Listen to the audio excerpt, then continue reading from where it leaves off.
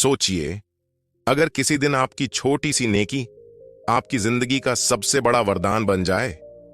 अगर एक भूखे जानवर को दी गई रोटी आपको मौत के मुंह से खींच लाए, क्या आप यकीन करेंगे? यह कोई कहानी नहीं, यह एक सच्चा अनुभव है जो आपको सिखाएगा कि भलाई कभी व्यर्थ नहीं जाती। यह कहानी है एक गरीब लड़के की, एक घायल कुत्ते की और एक रोटी की, जिसने दोनों की जिंदगियां बदल दी। एक भूखा लड़का राजू, उम्र सिर्फ 12 साल, गांव के बाहर एक टूटी झोपड़ी में रहता था। न मां न बाप, अकेला।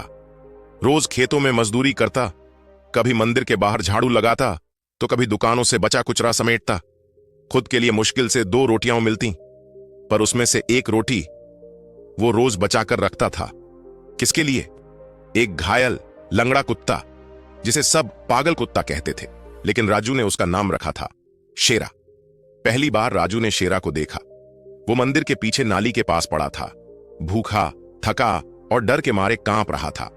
लोग उसे पत्थर मारते, कहते, हटा इसको, काटेगा ये पागल।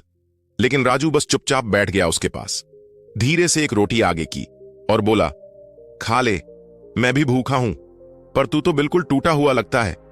कुत्ते ने पहले शक से देखा, फिर धीरे धीरे रोटी को सूंघा और खा गया। उस दिन से एक रिश्ता बन गया। गांव वालों को यह बिल्कुल पसंद नहीं था। यह लड़का पागल हो गया है, कुत्तों से दोस्ती करता है, न जाने कौन सा रोग लगा देगा। कई बार मंदिर के पुजारी ने उसे डांटा, दुकानदार ने धक्के दिए, लेकिन राजू ने कहा, वो भी भगवान की बनाई जान है, भूखा है, बस थोड़ा प्यार चाहिए उसे। एक दिन शाम को काले बादल घिर आए। राजू खेत से देर से लौटा, थका था, भीगा हुआ। शेरा उसके पीछे पीछे आ रहा था। झोपड़ी में घुसकर दोनों ने एक कोना ढूंढा। राजू ने शेरा को अपने पास लिटाया और कहा, कल तुझे गुड़ खिलाऊंगा, तू बहुत दिन से बस सूखी रोटी खा रहा है। रात 2 बजे के करीब तूफान जोरों पर था। अचानक जमीन हिली और राजू की झोपड़ी भरभरा कर गिर गई। राजू मलबे में दब गया। शेरा मलबे से बाहर था। वो भागा, भौंका, एक एक घर के बाहर गया। किसी की नींद नहीं खुली। फिर वो मंदिर पहुंचा। पुजारी ने झल्लाकर कहा, क्या है रे, चला जा। लेकिन कुत्ता नहीं हटा। उसी ने पुजारी का पायजामा खींचा। कुछ ऐसा था उसकी आंखों में कि इंसान भी डर गया। गांव वाले इकट्ठे हुए। शेरा उन्हें लेकर झोपड़ी तक भागा। जब लोगों ने मलबा हटाया, राजू बेहोश था, शरीर से खून निकल रहा था। सब चुप थे। कुत्ता धीरे से उसके चेहरे के पास गया और उसका गाल चाटा। राजू की पलकें हिलीं। वो जिंदा था। गांव वाले अवाक थे। जो लड़का अकेला भूखा रहता था, जिससे लोग दूर रहते थे, आज वही बच्चा एक जानवर की वजह से मौत के मुंह से बचा था। एक बुजुर्ग बोले, ये चमत्कार नहीं, ये उसके कर्मों का फल है। जो रोटी उसने रोज दी थी, आज वही रोटी उसकी जान बनकर लौटी है। राजू ठीक होने के बाद बदला नहीं, बल्कि बड़ा हुआ। उसने मजदूरी के साथ साथ जानवरों की सेवा शुरू कर दी। गांव में लोग अब उसे सम्मान से देखते थे।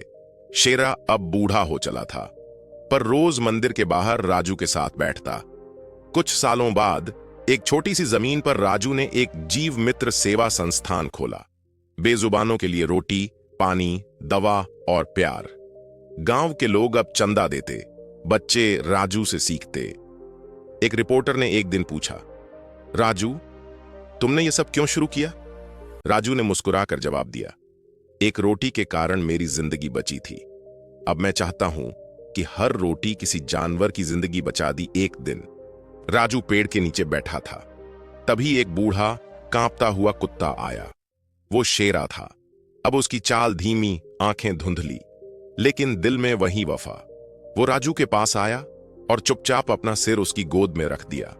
राजू की आंखों से आंसू निकल पड़े। वो बोला, तेरी दी हुई भौंक ने मेरी जान बचाई थी। आज मेरी गोद तेरा तकिया है। जा, आराम कर मेरे दोस्त। एक रोटी, एक जानवर, एक कर्म। भलाई का कोई धर्म नहीं होता, ना ही वो तुरंत लौटती है, पर जब लौटती है तो किस्मत बनकर आती है। अगर आपके पास देने को कुछ नहीं है तो एक रोटी ही दे दीजिए। कभी कभी वही रोटी आपकी किस्मत बदल सकती है। दया कभी व्यर्थ नहीं जाती।